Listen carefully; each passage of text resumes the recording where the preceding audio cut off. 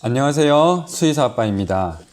오늘은 중성화 수술 영상 시리즈 첫 번째 시간입니다. 중성화 수술은 의무가 아니라 선택이다.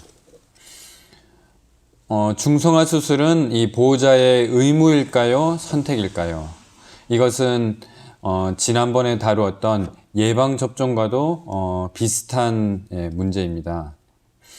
이 예방접종도 그렇듯이 중성화 수술도 분명한 장점이 있지만 또 거기에는 단점이 있습니다. 그러므로 이것은 의무가 아니라 선택이 되어야 합니다. 그렇다면 어떻게 하면 이것을 우리가 합리적으로 선택하고 결정할 수 있을지에 대해서 제가 알려드릴 것이고, 또 여러분들이 또 그것을 다 들어보신 후에 결정을 하시기 바랍니다.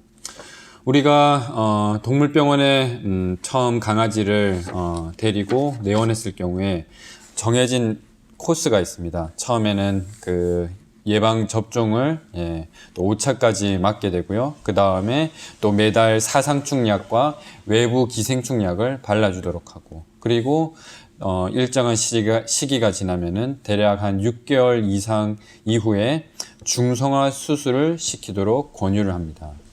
그런데 모든 보호자들이 한 번쯤은 의문을 가지게 됩니다. 과연 나의 반려동물에게 중성화 수술을 하는 것이 좋은 일일까? 그리고 몸 안의 이 생식기관을 제거하는 것이 과연 동물을 위한 것일까? 동물이 원하지도 않는데 이것을 제거하는 것은, 수술로서 제거하는 것은 너무나도 잔인하고 좀 비윤리적인 그런 일이 아닐까라는 의문을 가지게 됩니다. 하지만 동물병원에서 중성화 수술은 동물의 건강을 위해 유익한 일이고, 또 원치 않는 임신을 예방하며 또 여러 가지 생식기 관련 질병을 예방할 수 있다고 말합니다.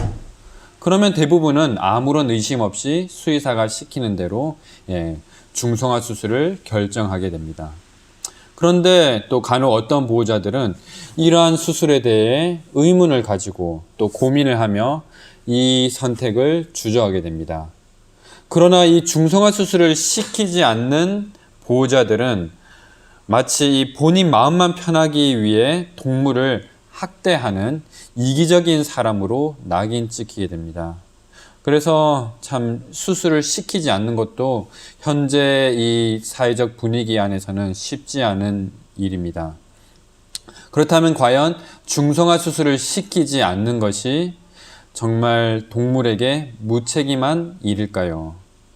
중성화 수술에는 분명한 장점이 있습니다.